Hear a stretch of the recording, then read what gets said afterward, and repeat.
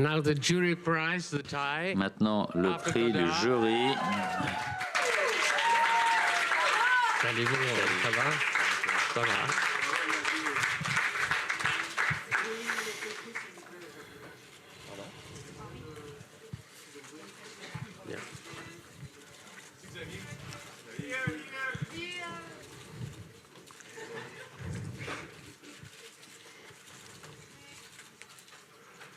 Bien, messieurs les photographes, photographers, please.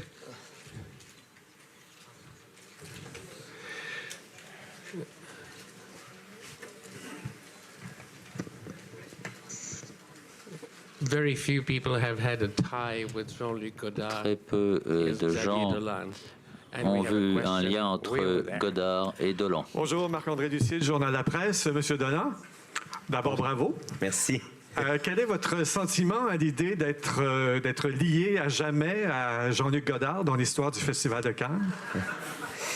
Eh bien, c'est sûr que je reconnais là le geste, je pense, délibéré des jurés de nous associer dans le cinéma, peut-être à cause du gouffre de temps qui nous sépare, mais aussi peut-être à cause de nos recherches respectives de la liberté au cinéma, mais de manière différente, dans des approches différentes et des époques différentes. Et ce qu'il y a de beau, en fait, dans le fait de partager ce prix avec lui, c'est que lui, à une époque, a tenté de réinventer le cinéma, vivait dans une époque en même temps qu'il la créait. Et puis, j'aime croire qu'on est dans un moment où le cinéma prend un virage. Et puis, je serais honoré d'en faire partie, en fait, de ce virage. Puis, tant mieux si, à travers ce prix, on peut être lié de cette façon à M. Godard. Dans votre discours d'acceptation, vous avez mis l'accent sur la jeunesse. Il y a un certain renouvellement, une certaine mise en avant des jeunes et très jeunes talents. Est-ce que vous pourriez un peu élaborer là-dessus? Oui, mais en fait, même juste pour conclure là-dessus, puisque ça me revient maintenant, je pense que ce qui est formidable aussi dans la déclaration du jury avec ce prix, c'est qu'ils perçoivent la sensibilité d'un doyen et également la sensibilité d'un cadet, d'un junior. Et c'est donc de dire que le cinéma s'exprime à travers toutes les générations, à travers le prisme et puis du regard de tous les âges, en fait. Et moi qui me fais demander constamment si mon âge est déterminant. On me rappelle constamment que j'ai 25 ans, que j'ai 25 ans, que je n'ai que. Tout à coup, ces interrogations-là, pour moi, sont pulvérisées par le témoignage qu'on a reçu ce soir. Et puis, pour élaborer sur l'idée de la génération, oui, c'est vrai, j'ai senti, peut-être que c'était le mauvais prix pour élaborer autant sur la question, mais j'avais décidé de le dire de toute manière, puis de m'adresser aux gens de mon âge, aux gens plus jeunes, aux gens peut-être un peu plus vieux, aux gens en général qui nourrissent des rêves et qui ont des ambitions et qui vont entendre quotidiennement « Redescends sur terre »,« Arrête de rêver en couleur ».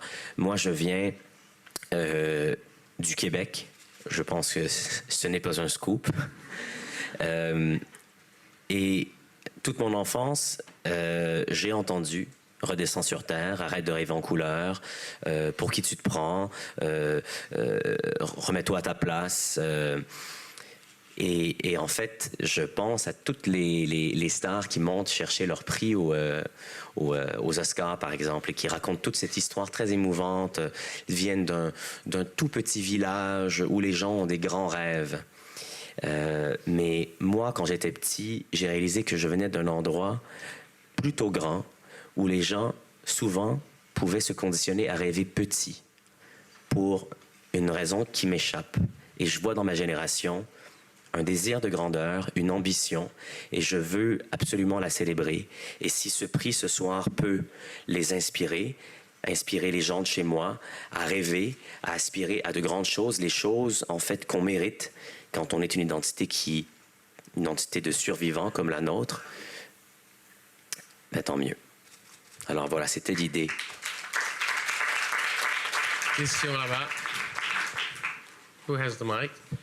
Bonjour. Félicitations, Xavier. Cédric Bélanger du Journal de Québec. Deux questions. D'abord... Bonjour, Québec.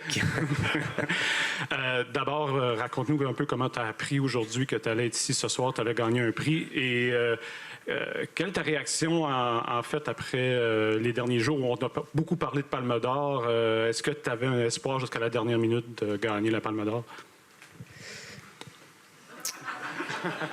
Je l'ai appris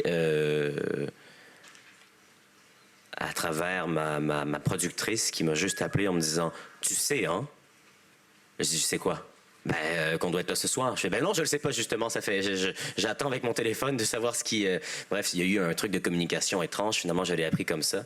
Je pense que le festival a appelé le distributeur français puis leur a dit « Présentez-vous ce soir. » Et Aléa Jacta Est. Donc, c'est la tradition, je pense. Tradition oblige. On se présente dans l'ignorance. Et on attend. On attend de voir quoi, qui, comment. Après, pour répondre à votre question,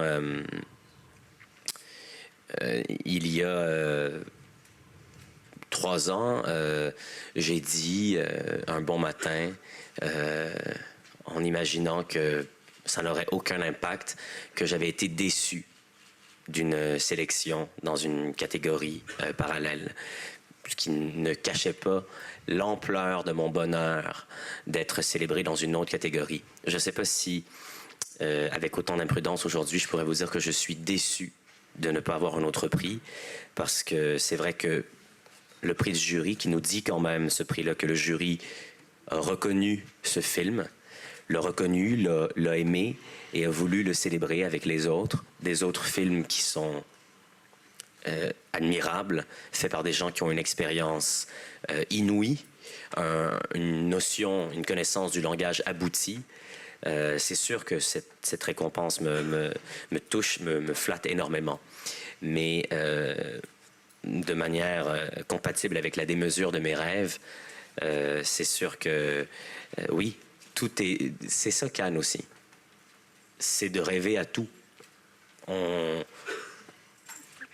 Il faut voir grand, il faut rêver à tout. Tout est possible. Sinon, on rêve à moins, on rêve plus petit, puis on a encore moins, puis on a encore un peu plus petit. Et puis, les déconvenus s'accumulent, alors que là, on avait rêvé à tout. Finalement, on a un prix qui est formidable, qu'on ramène à la maison avec une grande fierté.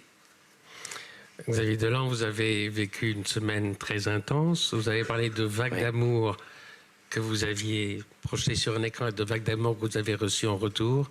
Vous avez le droit de vous détendre maintenant. Félicitations et merci.